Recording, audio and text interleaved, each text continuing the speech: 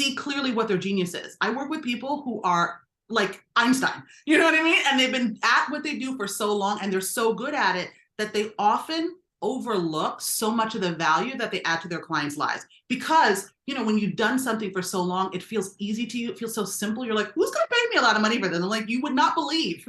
Because when it's simple to you, it's not simple to your people. Right. And then also seeing all the areas of a client's life that is impacted by the work that you do. And I personally believe that if you're doing transformational work with people, your work is priceless, right? Because how do you put a price in helping somebody change their life? You can't. Welcome to the Business Ownership Podcast, brought to you by Awareness Strategies, helping you navigate the waters between entrepreneurship and ownership. Hey there, peeps. This is Michelle Nedelec, and I'm super glad that you're here with us today because I'm here with my most amazing guest, Desiree. Desiree, thank you so much for being here with us today. Thanks for having me. I'm excited for this conversation. Awesome. So give everybody the highlight of who you are and what you do for business. So I work with coaches, healers, and other service-based entrepreneurs, and I really help them essentially get out of their own way so that they can grow their businesses faster and easier. So a lot of the clients who come to work with me are at this point where they've been in business long enough where they're ready to give themselves a pay raise. They're ready to attract higher level clients. They're ready to charge more for what they do, and they're ready to allow more ease into their business. So they're ready to attract clients with more ease and simplicity. Yahoo! And who doesn't love more ease and simplicity? Because God knows entrepreneurs as a group have this overwhelming tendency to overcomplicate things. I don't know why. Awesome. So before we get into entrepreneurialness and all the fun that it is, how did you get into coaching high ticket items or businesses as a thing? Yeah, so it was an interesting journey to say the least. I never thought I was going to be an entrepreneur. I was an entrepreneur, I would always show up and just assume a leadership role in every company that I worked for, but I never realized that I would go off on my own. But it's so interesting because the signs were already there, but I just didn't pay attention. I was in high school, I did artwork and I was selling that stuff, but it never clicked that I actually wanted to go out on my own and make money until I got laid off. I can't tell you how many times when it finally clicked that maybe I should be out on my own. In fact, my father said that to me one day. He was like, this is why you need to be out on your own rather than working for someone else. Then as soon as he said it to me, I was like, you know what? He's right. So I did go out and I started my own business part-time, my first business. I started that part-time and I was very successful. Took it to 6 figures in less than a year. And I had gone back to work. So I had a full-time job and I was running my business part-time and still making a lot of money. I was like, this is like gold, right? And I was so excited about it. But that excitement didn't last because then I had 2 other businesses that I started with partners, in fact. The second business was okay, but the partnership didn't really work out. The third business was an actual opportunity where I decided to leave my full-time job and I went to work with someone full-time. It was already a 7-figure company, and I introduced some ideas that help us double our revenue. But the problem was I didn't really feel that I belonged there. I didn't really feel like I was good enough yet. Honestly, it happened so easily that when a lot of the challenges came up for me, it kind of had me go into this imposter syndrome, like I don't belong here, that kind of thing. And so after 2 years of moderate success, we ended up closing the business. My partner went off and he made millions with other partners. And then I went back to work feeling like a failure, like I wasn't cut out to do this thing. And it was when I went back to work, my mom called me up one day, because I thought going back to work was a solution. And then I was like, actually, this is not. This is just hiding. So my mom calls me up one day and she's like, I heard this guy on the radio and he is a life coach and you like to tell people what to do. So why don't you think about becoming a life coach? A totally backhanded compliment, but she's actually right. I had been coaching my entire life and I didn't know it was a profession. So as soon as she introduced that to me, I started learning about it.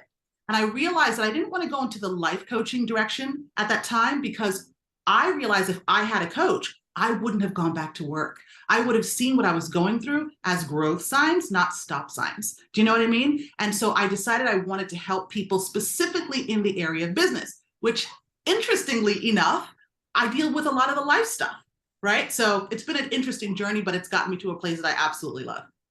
Well, I love it because I am almost contemplating going into corporations and saving people who I know are entrepreneurs, it's like, oh, you just don't belong here. It's okay. Yeah. Because I think so many times, I was having this conversation this morning, so many times entrepreneurs see themselves as being ADD and dysfunctional, and they're breaking the backs of corporations, and it's like, no, you just don't need to be in the corral anymore. You need to be on the racetrack. So let's go over here. Let's get this off you and put a saddle on you and let's go. It's so So funny I think it's because awesome. when I was working, when I had gone back to work, I didn't go back into coach, or I didn't start coaching full time. I went part time. I was like testing the waters, and I was literally coaching people to leave their jobs while I stayed at mine. It was so crazy. There's no warning signs around here at all. I just don't know what I should be doing. That's hilarious. That's awesome. So when you're working with somebody, is there do you have a process that you take people through, or is it kind of just based on what's going on for them? How do you operate? Yeah, so it's a mix of both. I do have a process, but it's all customized. So there are three pillars to my work. The first, because I help people with selling high ticket offers, that requires a complete identity shift. So the first pillar is helping them identify that high value identity that they want to step into. It's really so much about deconditioning themselves, right? Like opting out of the status quo and choosing to live by design rather than by default. So we do a lot of work on the mindset and the energetics when it comes to the identity piece. And then obviously getting clear about the vision so they know who they need to be to become a match to that vision. And then the second piece of the work that I do is about helping them really nail down their high value offers. So this is about helping them see clearly what their genius is. I work with people who are like Einstein, you know what I mean? And they've been at what they do for so long, and they're so good at it that they often overlook so much of the value that they add to their clients' lives. Because, when you've done something for so long, it feels easy to you. It feels so simple. You're like, who's going to pay me a lot of money for this? I'm like, you would not believe.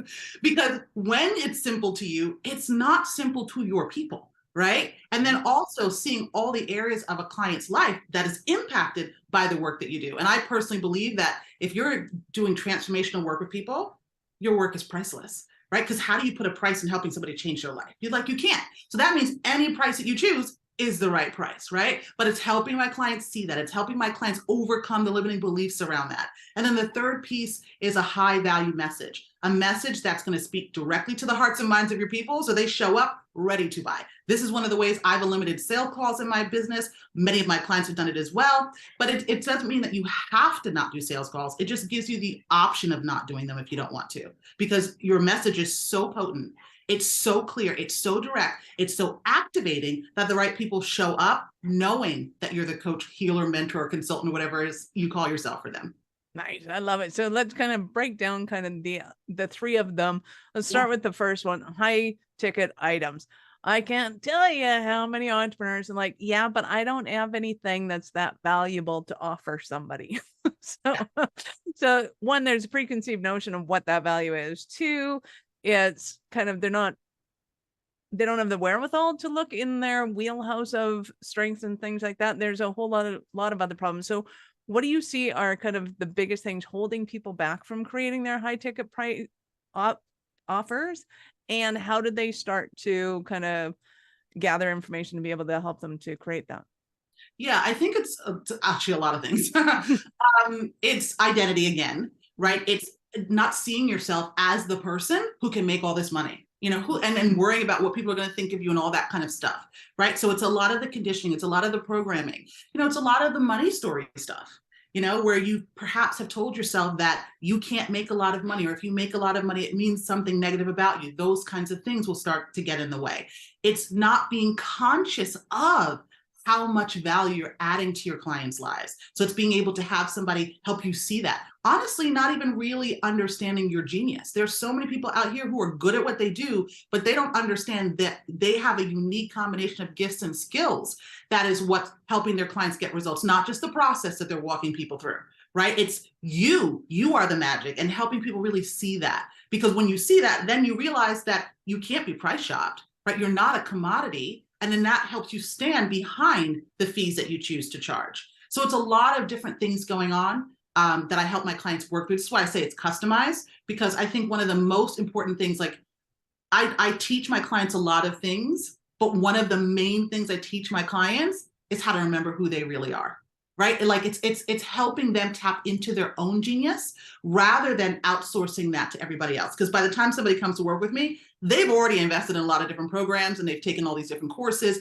and they've listened to all the gurus and everybody else telling them what to do. And I'm like, we need to figure out what you want to do, right? Like, because when you operate from that place, you tap into a higher level of your genius, in my opinion, your intuition, your guidance, and you trust that and you move from that place, the sky's not even the limit. Nice. So what might have been one of the more fun clients that you had to work with that you went, wow, that is a unique skill. That is very cool. Oh, that's such a great question. I honestly love all of my clients. So I can't say that one was the most fun, We won't but make you pick a favorite client, just maybe one of the most unique kind of skill sets, or at least kind of off the wall for you. I don't know that I would say it was, well, I was going to say I have a client who, or I had a client who was, she was guided by her guides, right? And that was at that time, I was not aware of how spiritual I was. Like I was doing this dance with my spirituality. I came from corporate. I'm so practical. It's like, what is this stuff? Like these thoughts that are coming up and where am I hearing these voices? Like, you know what I mean? Like, so I was still dancing with that. And so when she came into my world and she was actually talking to her guides, I was like, yeah, I don't get that. But she was so good at it. I mean, it wasn't that I couldn't help her. She blew up. I mean, she went from 5K months to 60K, over 60K in the first month. Next month, she did a 60K month. And then she did like 200,000 in like 2 or 3 months. It was crazy, Nice. Right? But it was interesting for me because she was out of the spiritual closet. And I think that at that time was so unique for me because I hadn't worked with many people nor met many people who were, open about their spirituality in that way. And I think, and I really believe that our clients help us as much, or they add as much value to us as we add to them. And she really added a lot of value to me because I was like, whoa, in terms of what she could do, how she could see for her people, and how I could also support her. Because a lot of times when somebody is very spiritual, sometimes they have trouble with the marketing piece, right? They have trouble with even coming up with the value of the offer and pricing it, those kinds of things. So I was great at that. Like we balanced each other out. I was great at that for that. But she also really helped me see more about, or actually lean more into my own spirituality, be more comfortable with it. So it was very fun. I love it because then there's always kind of those opposite ends of the spectrum where somebody is awesome at maybe the business or the really good kind of C-suite executive, like clearly know their stuff in business, but they don't really realize that they have this unique gift to offer the world because they're like, well, yeah, anybody can do this. It's like, yeah. Can be the C-suite executive. I'm like, no, they can't. And how do you kind of extract that skill set that they find that they need to hone in on, and versus this other client you were talking about where clearly the skill set is there and it's like, okay, how do I monetize this because it's not working for me, and presumably everywhere in between. Because I think I find it fascinating in that there is such a scope and breadth of personalities out there, and how we oftentimes just don't see the skill set that we bring to the world and to the table.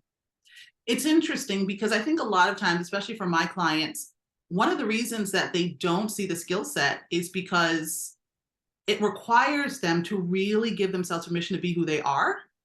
And so many of my clients' powerhouses have felt shamed for being who they are. I think many people who are visionaries, people who are seers, people who are really ambitious, especially if they're women, have a tendency to not be supported in those gifts, right? So then we think that there's something wrong with us. And I often tell my clients, the thing that you think is wrong with you is the thing that everybody needs from you. You know what I mean? So it's helping them kind of reprogram themselves to really embrace themselves. I had one client who said to me, she made a lot of money very quickly. And one of the things that she said to me was that her giving herself permission to be okay with who she really is and to speak her truth was the biggest thing for her. And I was like, that's the best compliment you could ever give me, right? Because I believe that when we choose to show up as who we really are and we shine our light, that's when we attract all the clients, all the cash, all that kind of stuff, because our energy moves, right? We're no longer close to clients. So many people are showing up and they're working really hard, but their energy is closed. It's not open, right? And so when I help a client, like free, like I am here, hear me roar. Like that's the most amazing thing ever. Nice. I love it. So talk to me about the whole pricing thing, because I know a lot of people are going, well, not everybody's got money and I really want to help the world. And talk to Yeah. me about that. Love this conversation. First of all, everybody has money. They may not have it a bit, like they might not see it in their bank account, but everyone has access to abundance, right? And the decision comes before they find the money many times. So if somebody doesn't have the money in the bank account, if your offer lights them up, if they believe that they're going to get the results that they want, they will move heaven and earth to find that money to work with you, right? So I always tell my clients, I'm like, who are you to decide that a person can't afford something? Even if they tell you that story, it's just a story, right? Our work, I believe, is to expand. Our work is as people, right? I believe our job in the world, if you will, our purpose is to expand. It's to connect with the higher version of ourselves, right? It's to remember who we really are. We're spiritual beings having a human experience. So our mind is going to look for the limitations. But if we show up in our power, we attract people in their power, we inspire them to expand, right? So what that means for me when I'm helping a client create pricing, or not create pricing, but choose their aligned pricing, and a lot of this is intuitive. Again, I believe that the work is priceless. So that means any price that comes to you that you feel that you can stomach receiving for your work is the price. I don't care what anybody else in your niche is charging, because it doesn't matter. No one else is you. Right? No one else has your unique combination of gifts, skills, life experience. Nobody else has your voice. Nobody else can ask the questions that you ask, right? We have to remember that we are each here individualized expressions of God's spirit universe. So there's nobody else like you for your people at this stage of their journey. When you come from that perspective, then you feel more empowered to show up and charge whatever you want to charge. And you have to let go of your own limiting beliefs about what you think people will pay. That's not your job, in my opinion. I know a lot of people teach things differently. Like a lot of people will teach, well, what can the market bear? Listen, I'm much more of a spiritual person. I believe that we are powerful beyond measure. So I believe that I set the price and I attract the right clients who see the value in it too. And that's what I coach my clients to do. And it works, right? So if it's working, I'm not going to, tell them to stop doing it. And the thing is to remember that we're not selling a commodity, right? Like if your work is transformational, you're not selling widgets, you're not selling nails that somebody can go buy at any hardware store and compare. That's not what you're selling, right? And so when you understand the value of what you're selling, you can really stand behind the fee, and you can let your clients be in their power and choose to invest with you if they see the value, which is part of the messaging aspect. Nice. I love it. Well, and especially if somebody's teaching somebody how to live in a life of abundance, to squelch them down and tell them that they can't figure out what the resources. I mean, that's part of the whole magic of life to me, is figuring out what your resources are. And most people won't figure out what the resources are until they get an invitation from somebody else to go and figure it out. So until they go, hey, I really love that thing you have to offer, great, it's going to be this much. And that gives them the opportunity to go and figure out what they're made of, and how they can tap into that abundance, if you want to put it that way, is fantastic. Yeah, absolutely. I mean, I've had so many clients thank me for having a $50,000 offer for them to invest in, right? There are a lot of people who are afraid of that. They're afraid that if I charge this much, nobody's going to pay me that much. That's just a story you're telling yourself, right? When you free yourself, you attract people who are ready to free themselves as well. Absolutely. Well, and I used to tell people, here's your product ladder of ascension.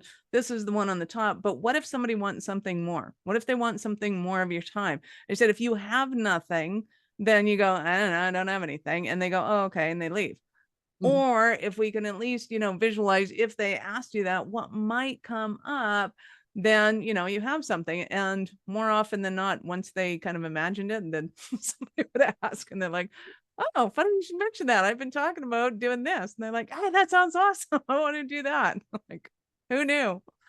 Oh, I'm loving the whole conversation. So when you're working with people, is there the other area that we were looking at? So we've covered having a high ticket item, understanding kind of how you fit into that vision, and the and visualizing yourself kind of in that position. What are some of the mistakes that people make when they're when they're looking at kind of who do I need to become in order to be able to serve and support this level of service? One of the biggest mistakes about the becoming aspect is trying way too hard. Most people have a tendency to think that there's something wrong with them. And so they're coming at it from this energy of lack. When I talk about being the person, I'm talking about what you're talking about, the visuals, like visualizing it and tapping into the energy of the version of you who already has it. So this isn't about trying to become something that you're not. This is about allowing yourself to be who you actually are. Right. So rather than the pushing and forcing, because this is where a lot of people go wrong, they push and they force and they think, oh, I've got to be high vibe all of the time and I can never have a negative thought. And like, you can. Like, you get to be normal. You just want to make sure that you give more airtime to the thoughts and the feelings that are in alignment with what you want versus the thoughts and feelings that are out of alignment. And that's really more of the work. So it's not about trying so hard. It's about really learning how to relax and allow. Right? When the negative thoughts come up, obviously you have to learn how to process the emotions. You have to be aware of them, right? And then process the emotions and then just tap back into your truth. And you just keep moving from there. But a lot of people are like, well, no, I've got to push and I've got to make sure that I think positive all the time. That's toxic positivity. That's not going to get you anywhere because it's just going to suppress the energy and keep you stuck. And then sometimes what people will then try to do is work even harder, right? Like physically in terms of action and strategy, because they feel like they need to compensate for this misaligned energy. But you don't, right? In my opinion, the energy is the most important piece. And if we learn how to practice being, and quite truthfully, the people who are making this mistake, it's not their fault, right? Because of how things are languaged and because of our conditioning as a society, right? Like we're so conditioned that you have to work hard and you have to push and you've got to force and you've got to hustle. Like that's the constant messaging. And in my opinion, it's the messaging that's actually holding people back. Yes, there's action to take, but the action, in my opinion, feels effortless when you master your energy first. Love that. Did you just say toxic positivity? Yeah. That is awesome. I love that. And it's so true because I've had clients in the past that have gone, oh, I went and did this, self-soothing thing. Like I went and had a bath. I went and took a run in the middle of the day. And you're probably going to tell me I shouldn't have done that. I'm like, that was awesome. Yeah. And there's so many constructs on how we quote unquote should behave. How does somebody get beyond the shitting on themselves and get into the like, this is me, this is okay. It's not just me rebelling, but even if it is, I'm a rebel and I'm okay with that. Like, how do you get through that muddle of societal conditioning? Yeah, I really think community is important. And community doesn't have to be a large group, right? Community can be you and a coach or a healer or whoever it is that you choose to work with. But I think we need support because to battle or to overcome all of that conditioning on your own is challenging. Can you do it by yourself? Yes. But it typically takes longer because what happens is you start second guessing yourself. You might read a couple of books, you might, take a couple of courses, but you go off on your own and your mind is designed to keep you safe. So it is going to find problems. It is going to tell you things aren't working. It's going to tell you things are missing. It's going to tell you you're not good enough. It's going to do those things, right? And if you don't have support who can help you, number one, come back to your truth, right? And then keep taking the inspired action, then you're going to sabotage yourself. This happens to so many people. It's actually happened to me many times, right? So every time I catch myself doing that, I'm like, oh, I need a coach. I need somebody in my corner. Because if we're left to our own devices, we typically will sabotage. And if you don't choose to have a one-on-one coach, make sure that you get yourself into a community where you see people who are doing the things that you want to do so it normalizes it for you. Otherwise, if you just stay in your current environment of people who are not doing what you want to do, right? Who might think that a 30K or a 50K or 100K plus month is too much, then what do you think you're going to think, right? You're going to back down. I had a client one time, she was stuck at 20K months and she wanted to get 100K months. And one of the things I encouraged her to do was raise her price because she wanted to do it. So of course she decided on her fee. I think it was set, she chose to charge $7,500. And then she went and she told her mother and her husband. And they both were like, nobody's going to pay you that much. I was like, excuse me. Dude, they don't even know the value that you offer. I know it. So I coached her through that again. Of course, she made the sale, but not only did she do that, but she went from 20K to 50K in the first month. The second month, she had 100K month after trying to do it for a year by herself. You see what I'm saying? Like when you have someone in your corner who believes in you, and they're coupling or they're matching your belief in yourself, because you all obviously have to come to the table with belief in yourself, but then when you have someone else who believes in you and who can help you, let go of the nice girl BS and stop shooting on yourself, right? And just give yourself permission to charge what you want to charge, to say what you want to say, to make as much money as you want, to play when you want to play. That's when you allow yourself to actually be who you came here to be. And I believe that we're not meant to struggle. We do experience struggle, but I don't believe that we're meant to. I believe that we struggle because of our conditioned mind, right? Because we have so much programming, so much information that contradicts our truth. And this is why so many people feel like there's this tug of war inside. Like many of my clients have said, like, I just want to unleash the badass that's hiding behind the nice girl BS. I'm like, yeah, I got you. Let's do it. Right? Because they have this sense that they are more than who they're being. They are more than what they've currently been doing. Right? And I love to say, let's explore that. Nice. So how do you get people to transition from kind of where they've been, the products and services that they're selling, to all of a sudden, hey, now it's 50 grand? Yeah. How do you get them to transition that? Sometimes it's a similar offer or the same offer. We just refine it. Yeah. But how we do that is by helping them see the value. Like, I don't believe that you can sell an offer for 10 times the price unless you actually see the value, right? Because you won't be able to have the integrity, right? You won't have the confidence to stand behind the fee. And so the first couple of times you try to make an offer and people don't buy, you're going to shrink back into your cave and say, this isn't working, right? So you have to, number one, see the value from a higher perspective. That's number one. You've got to understand what it's costing you people not to work with you right now, right? And then you have to ground into that value every single day. And this is a huge mistake, because when we go out into the marketplace, we think, oh, I'm so confident today, and I'm going to make an offer and people are going to buy. And then they don't buy necessarily. Sometimes they do, but sometimes they don't buy that first day. And then we're like, oh, it's okay. No big deal. It's going to work out, right? And then the second day, we're not doing the work to ground into the value. We're just, trying to pump ourselves up. By the third or the fourth day, guess what happens? You're like, oh, this isn't working. So every day you have to get really clear with yourself about why your program is valuable. You have to ground into the outcomes that people can get, right? Like, you have to know that, because when you know that, you radiate that. And that's when you attract those clients to you. Loving it. So give us an example of a Cinderella story of one of your clients. Ooh, I'm trying to think of another client. Okay, so I had this client who was, I had another client stuck at 5K months. I like to play in the pool of like 2K to 20K. Like, that's where they typically are when they come to work with me. Mm-hmm. And then we just take them like so far beyond that. But I had this one client, another client who was stuck at 5K months. And the first 2 weeks she did 40K because she raised her price, I think, to maybe 10K or something like that. And she did 40K. The second month, she raised her price to $30,000. Okay. And then, because she got more confident in that value, I mean, she was amazing at what she did, right? So it wasn't a far stretch, but she got more confident in her value, raised her fee to 30K.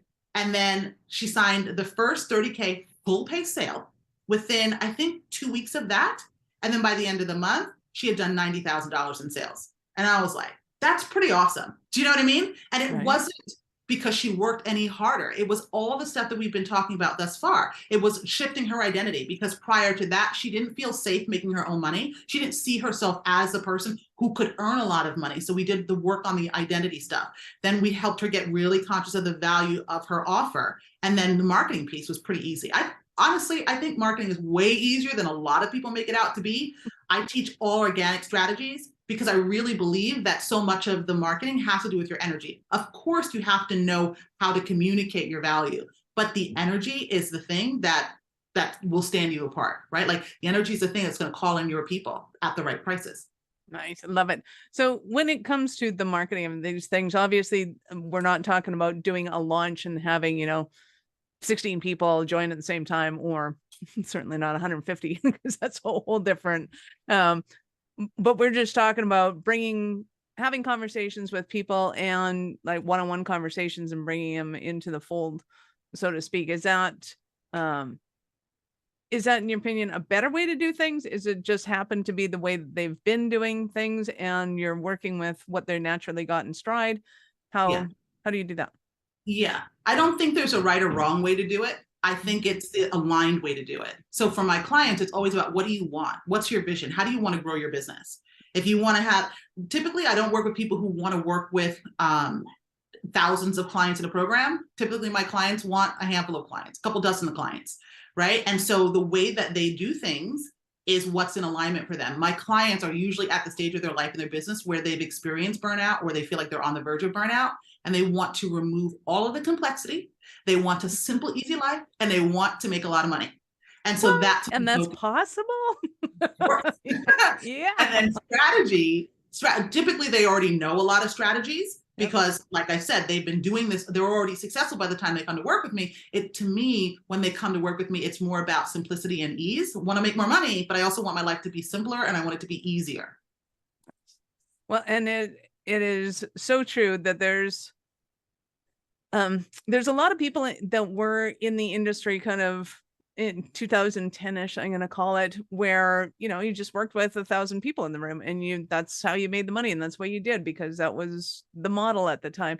And a lot of them are going like, there's got to be an easier way to do this. It's got to be a lot more fun way to do this. And so I'm delighted that that is kind of the focus of what you do, because people think of it as mystifying. It's like, it can't be that easy. It can't be that much fun, or I'm doing something wrong, because of it was just a hustle and grind mentality. They either grew up through the 80s, or it was like, that's just the way you did life.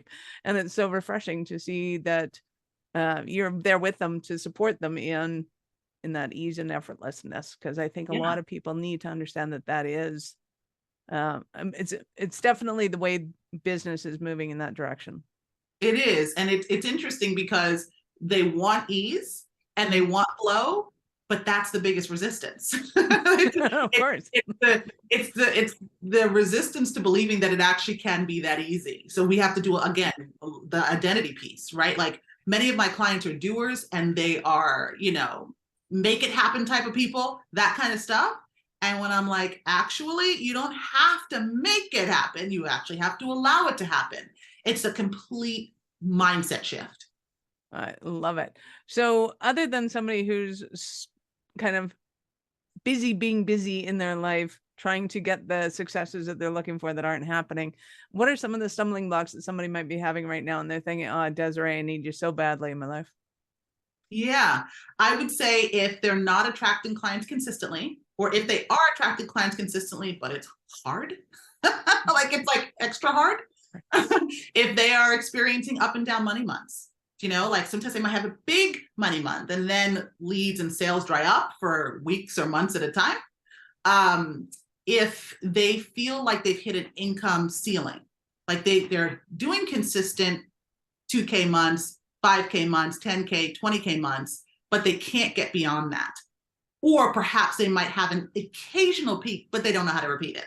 Those kinds of things. And one more thing, just feeling this sense of not being free to be who they really want to be. I would say I was going to say it surprises me, but it kind of doesn't surprise me, because when my clients come in to work with me, they list the money that they want to make more money, but they always say, I want to be who I came here to be. And I love that, because that's what I really care about. And that, to me, is what leads to more money effortlessly, right? So typically it's those kind of things. Like they've gotten to a point where they feel like they're a leader who's playing small, and they're ready to show up more boldly. They're ready to speak their truth. They're ready to, be more authentic. It's those kinds of things. It's just this feeling that there's so much more for me that I haven't given myself permission to explore yet. I love it. So I know our listeners are going to want more from you. How did they start their journey with you? Absolutely. I have a masterclass that they can watch where I go through a lot of what we talked about here in more detail.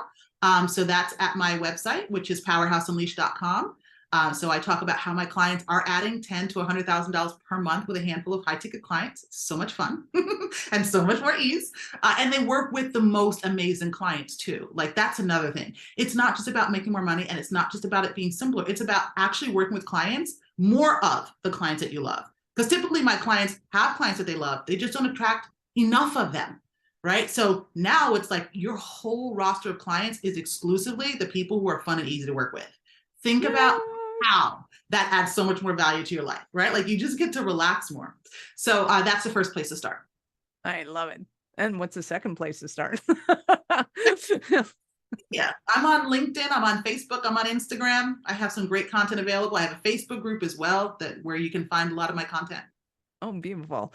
So we will, of course, have all of Desiree's links in the show notes. So go ahead and click on those links, open them up in a new browser, though, because we're not finished yet. So Desiree, I get to ask you, at what point in life did you know that you were a special kind of crazy enough to think that you could become an entrepreneur? You touched on some of it, but when did you go, I could do this? When did I do that? I think it was, You're selling artwork. Let's go back to that one, because that sounds fun. How did you sell? Such a good artist too. But the thing is, I was so good and I didn't even know I was that good. That's the thing. Like we're often so good and we don't even know it. It's so fascinating to me.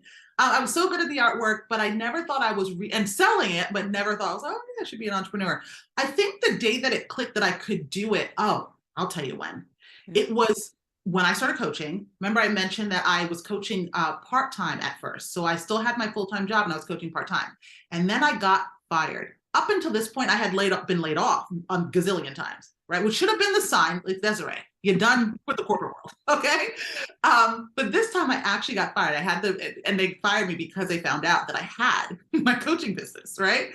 And what happened was, like, yeah, I'm not allowed to make money on the side. What is I know, it's ridiculous, but it actually worked out for me. I'm so grateful that they did this because I kept setting my freedom day, but I didn't act on it because I was still afraid.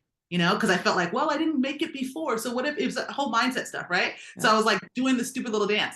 And so, but when they fired me, they denied me. Well, they told me that they would deny me unemployment. So I had to get my shit together. Now, at this point, I had invested in so many different like courses and all these little things that I had maxed out my credit card. So I didn't even have that to rely on.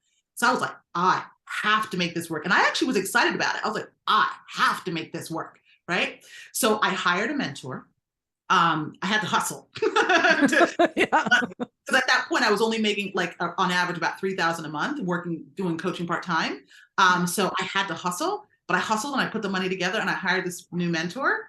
And my second month of coaching full-time, I had a $30K month and it blew my mind. I was like, oh, I can do this. Now it did take a year to get to six figures, but once I knew I could do it, I was like, nice. That's awesome. I love it. You've been absolutely awesome. Any last words for our peeps? Believe in yourself. That's the message. Believe. I love it. Thank you so much for your time. I appreciate it. And I know how valuable it is. Thank you. It's been so much fun having this conversation. Awesome. Peeps, this is Michelle Nedelec. Thank you for being here with us today. Be sure to subscribe to the show, share it with your friends. We'd love helping entrepreneurs grow. Are you running a business over 7 figures but still struggling with technology headaches? Pay attention, you do not want to miss this offer. This podcast episode is brought to you by Awareness Strategies, who is offering a custom-built digital adoption roadmap for anyone running a business over 7 figures who's wanting to grow their business in the next 5 years. And it's not just a roadmap, they offer full implementation as well if that scares the out of you. Check out awarenessstrategies.com/roadmap for more details today. The link's in the show's notes. Don't regret not doing this. Do it now. That's awarenessstrategies.com/roadmap.